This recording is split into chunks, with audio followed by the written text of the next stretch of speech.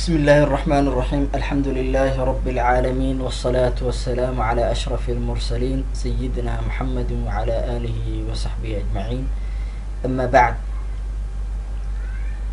daawadayaasha qiimaha leh, waa casharkeena labaad ee aan kaga hadlaynay maamulka. gogol dhac ama hordhac ayaan kaga soo hadalnay qaybtii hore ee koowaad.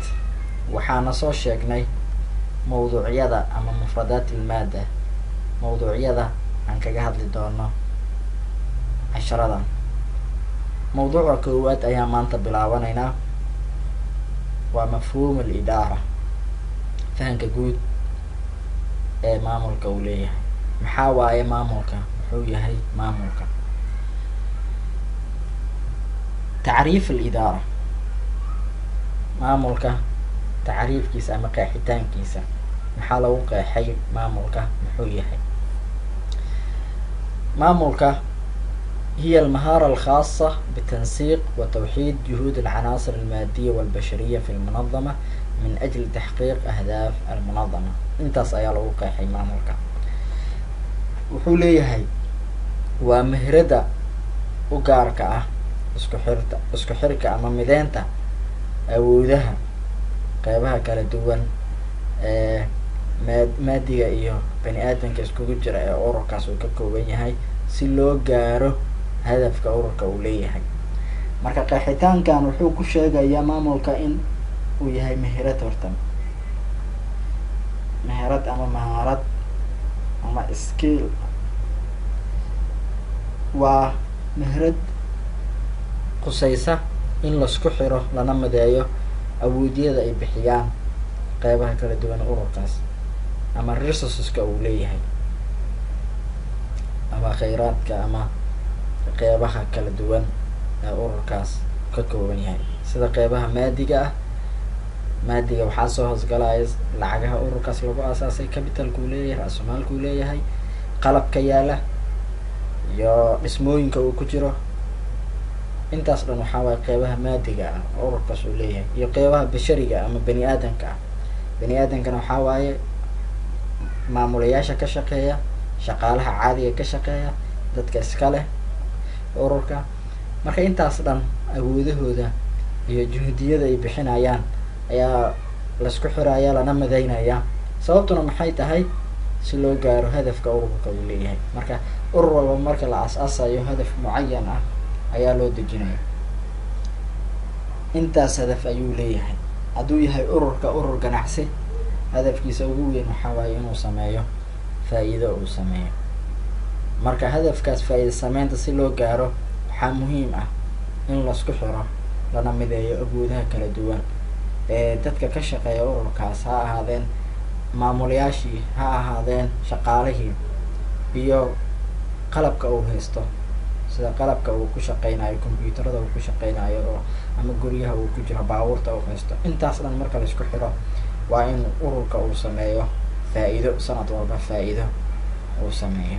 haddii ururka ujeedadiisa ay tahay inuu gudbiyo adeeg, sida ururada ama hay-adaha dawladda camal, adeeg bulshada u gudbiyo, waa in shaqaalihiisa iyo dhammaan waxyaaba uu haysto ay haweesnaadaan, isku xirnaadaan, si adeegii ha ahaado adeeg caafimaad sida isbitaalada, adeeg waxbarasho sida maaragtay iskuulada iyo jaamacadaha. marka ujeedadaas guud oo waxbarashada ama caafimaadka ah inuu gudbin karo ururka. saas oo kale ururo waxaa jiro oo faa-iida doon aan ahayn, ururada NGOs-ka la dhaho, ama kuwa hay-adaha kheyriga camal. hadafkooda waxaa waaye inay caawiyaan masaakiinta, ama inay maaragtay adeegyo oo muhiim u ah bulshada inay sameeyaan. marka ururka marka uu bilow yahay wuxuu degsanayaa ujeedooyinkaas si loo gaaro. marka waxaa loo baahan yahay maamul in la helo, maamulkaas oo gaarsiinayo ururka ujeedooyinkiisa. taas ayaana macnaha dhabta ah ee maamulka uu yahay. haddaba ahmiyat alidaara ama muhiimada maamulka uu leeyahay maxaa waaye? waxaa waaye kibar xajm almashruucaat. kibar xajm almashruucaat. Maamulka muhiimadiisa waxay soo banbaxday markii mashruucaadkii ay aada u waaweynaadeen waqtiyadii hore ama qarniyadii hore, sidii qarniyadii qadiimiga ahaa, cusuur alqadiima ama cusuur wusta, qarniyadii dhexe iyo intii ka dambeysayba maamul wuu jiray, laakiin maamulka cilmi ahaan uma samaysnayn. sababta cilmi uu u noqday maamulka waxaa waaye mashruuciyadii ayaa waaweynaaday. waxaa dhacay dhamaadkii qarnigii 19 waxaa dhacay inay mashruuciyadii aada u waaweynaadaan. 1870 inta laga soo bilaabo mashruucyo aada u waaweyn ayaa soo baxay.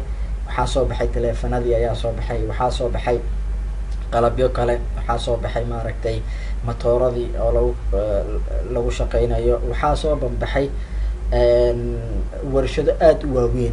marka shaqaale badan ayay u baahdeen warshadahaas si ay usoo saaraan adeegyada iyo badeecadaha ay soo saarayaan.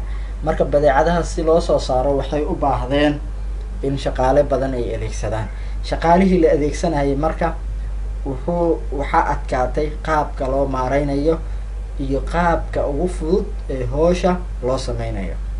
marka taxadigaas ama challengegaas ama caqabadaas soo banbaxday oo ah qaabkee ugu fiican aan u maamureynaa ama u maareyneynaa shaqooyinka aan qabanayno iyo shaqaalaha aan shaqaaleysiineyno. marka arrintaas ayay waxay dhalisay in maamulkii uu soo banbaxo, la dejiyo asaasyo ama qawaacidyo ama principles lagu hagaayo mashruucyadan aada u waaweyn. waxaana ku takhasusay dad gaar ah ayaa maamulka ku takhasusay. maareeyaha wuxuu noqday howl oo maaragtay howlaha la qabto oo ururkaas ka mid ah, laakiin intaas ka horeysay qof walba mashruuciisa asaalaha asaana maamulinaya. marka mashruucyada waaweyn waxay u baahdeen dad mutakhasisiin ah oo maaragtay si wanaagsan u garanayo qaabka loo maamulo ururka. dadkaas ayaana loo dhiibay. marka muhiimada koowaad ee maamulka uu leeyahay waxaa waaye kibar xajm almashruucaat. markii mashruucyadii iyo shirkadihii iyo kambaniyadii aada u waaweynaadeen, waxaa loo baahday dad oo ku takhasusa cilmigan say u maareeyaan una maaragtay guul u gaarsiiyaan ururadaas ama mashruucyadaas waaweyn. tan labaad ahmiyada maamulka dhalisay waxaa waaye ataqadum technology. technolojiyada markay horumartay oo horumar ku dhacay, waxaa loo baahday marka dad oo ka caawiya ururkaas dhanka technolojiyada iyo dhanka maareynta technolojiyada. marka taasna waxay dhalisay in la helo dad u gaar ah maamulka kuna takhasusay kuna fiican maamulka say u maareeyaan technolojiyadan horumartay qaabkii looga faa'iideysan lahaa. tusaale ahaan marka baabuurka lasoo saarayo waxaa la adeegsanayaa lines ama waxaa la adeegsanayaa production lines ama khuduud intaajiya, qado ama qaabab lagu soo saaro baabuurka. marka ugu horeysa haykalka guud ama qaabka guud baabuurka u samaysan yahay ama daboolka guud ayaa meel la dhigaya, kabacdi waxaa soo qaadaya makiinadaa soo qaadaya ama maaragtay robots ayaa soo qaadaya, kabacdi waxaa lagu daraya, marka ugu dambeysa lugtiya lagu xiraya, waa la habeynaya. marka taqadum technologyga wuxuu dhaliyay in wax soo saarkii uu aada u farabato. wax soo saarkii maadaama aada u farabatay, waxaa laga maarmaan noqday dad ku takhasusay maamulka iyo maareynta in la helo si looga faa'iideysto horumarkan ku dhacay technolojiyada. tan saddexaad, qaybta saddexaad waxaa waaye duhuur niqaabaat alcummaal. waxaa soo banbaxay ama soo daahiray niqaabaat alcummaal waxa la dhaho, dadka u dooda shaqaalaha. horey waqtiyadii hore ama qarniyadii hore ma jirin shaqaalaha qof u dooda.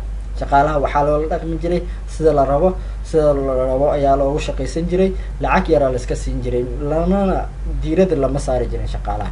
marka qarnigii 19 dhexdeeda ayaa wuxuu soo banbaxay waxaa la dhahaa niqaabaat alcummaal, inay shaqaalihii isku xirmaan, ay urur samaystaan, ururkaas oo u doodayo danahooda. marka taasna waxay dhalisay muhiimad in maamulka uu siiyo shaqaalaha. marka taasna waxay qayb ka tahay ahmiyadda ama muhiimadda maamulka uu leeyahay. marka ahmiyat al-idaara muhiimadda maamulka waxaa waaye kibar xajmi mashruucaat, mashruucooyinkii ama shirkadihii aada u waaweynaaday, taqadum technology horumar dhanka technolojiyada dhacay, iyo dhuhuur niqaabaat ulcumaal inay soo daahireen ama soo ifbaxeen dad oo ama uraro u doodaya shaqaalaha.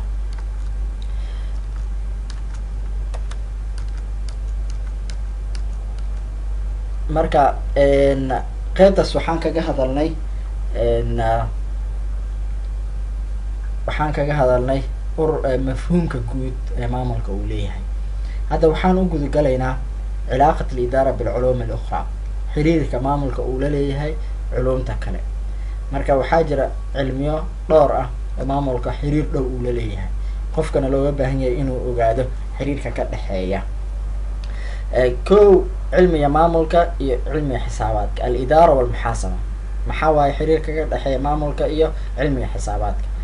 marka almuxaasaba hiya المراءة التي تعكس الوضع المالي للمنظمة، لذلك تخدم الإدارة كوسيلة ومؤشر تستفيد منه في تقييمها لأداء المنظمة. marka xisaabaadka waxaa waaye miraayada soo bandhigaysa waxaa waaye wadciga maaliyadeed ururkaas uu leeyahay. ururkaas maaliyadiisa halkay joogtaa, ururkaas meequu faa'iido sameynaya, meequu khasaaro sameynaya, intaas ayay soo bandhigaysa xisaabaadka, intaas ay ka shaqeynaya.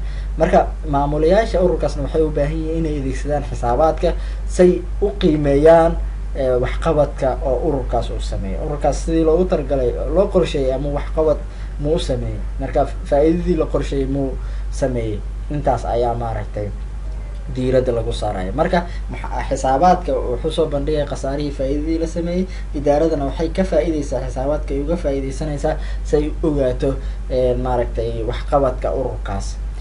cilmiga labaad oo xiriirka dhowla leh maamulka waxaa waaye iqtisaadka ama dhaqaalaha, alidaara waliqtisaad. xiriirka ka dhexeeya dhaqaalaha iyo maamulka maxaa waaye الاقتصاد يعني الاستغلال الأمثل للموارد الاقتصادية المتاحة في سبيل إشباع الحاجات الإنسانية.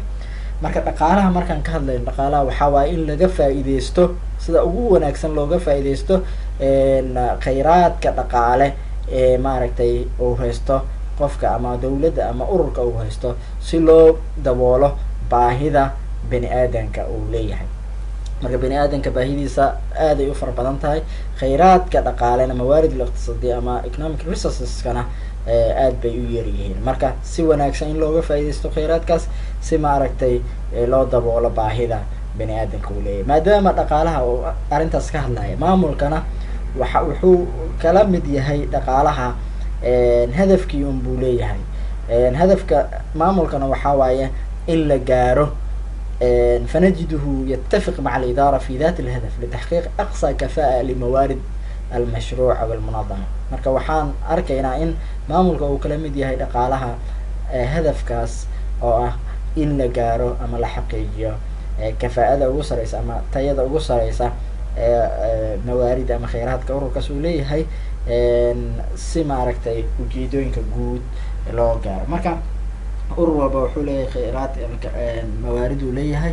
marka shaqaalihii mawaarid waaye, qalabkii uu haystay mawaarid waaye. marka qaabka ugu wanaagsan in loo isticmaalo si ujeedada guud ee ururkaas loo gaaro. marka waxaan arkaynaa dhaqaalaha iyo maamulka waxay ku midaysan yihiin in la adeegsanayo maaragtay mawaarid ama khayraadka ama resourceska uu haysto ururka si ujeedadiisa ama baahidiisa loo daboolo sida ugu munaasabsan uguna fiican loo daboolo. marka cilmiga saddexaad waxaa waaye cilmi nafsiga. marka xiriirka dhow ay leeyihiin maamulka iyo cilmi nafsiga maxaa waaye alidaara wa cilmi nafs. maamulka iyo cilmi nafsiga, cilmi nafsiga ama psychology-ga wuxuu baaraa yabxath cilmi nafs fi fahmi dhat albashariya wa dawaaficiha wa sulukiyaatiha. marka wuxuu baaraa cilmi nafsiga in la fahmo bani aadanka daatadiisa. maxaa waaye bani aadanka daatadiisa qaabkee waaye, qaabkee u fikira, qaabkee maaragtay wax dawaaficiisa maxaa waaye, waxyaabaha uu sameeyo maxaa ku riixa, waxyaabaha uu sameeyo maxaa ku riixa, iyo qaab dhaqankiisa muxuu qaabkan ugu dhaqma. marka cilmi nafsiga intaasuu ka hadlaya, wuxuu ka hadlaya dawaaficda waxyaabaha qofkan ku riixa inuu arrin mucayana u sameeyo iyo maaragtay suluukiyaadkiisa qaab dhaqankiisa. maadaama cilmiga cilmi nafsiga uu baaro nafsada bani aadanka iyo waxyaabaha ay sameyso, sababaha ay u sameyso, maamulkana intaas muhiim ay u tahay. wahiya bilaa shak tahtam lidara xaysu أنها ترتبط بالفرد أو الإنسان والذي يعتبر أغلى الموارد التي تمتلكها المنظمة. marka waxaa waaye maamulkana aad ay muhiim ugu yahay cilmi nafsiga, sababtuna waxaa waaye maamulka naftirkiisa wuxuu xiriir la leeyahay bani aadanka, wuxuu la dhaqmaya bani aadanka, shaqaalaha ururka waa bani aadan, saa daraadeed bani aadankaas ama shaqaalahaas waa in si fiican loo fahmaa waxyaaba ay doonayaan, waxyaabaha ku riixaya shaqada inay sameeyaan si looga faa'iideysto shaqadooda, ururkana howlihiisa si diiran loo sameeyo. marka bani aadankaas ama shaqaalahaas ayaana ugu muhiimsan mawaarida ama resourceka ama kheyraadka u haysto ururka. marka hadda waxaan dhahnay cilmiga maamulka xiriir dhow ayuu wuxuu la leeyahay dhowr cilmi, waxaana waaye xisaabaadka iyo dhaqaalaha iyo cilmi nafsiga. casharkeena maanta intaas baan kusoo gabagabaynaynaa. aad iyo aad baa umahadsantihiin intaa cashar kale ku kulmayno.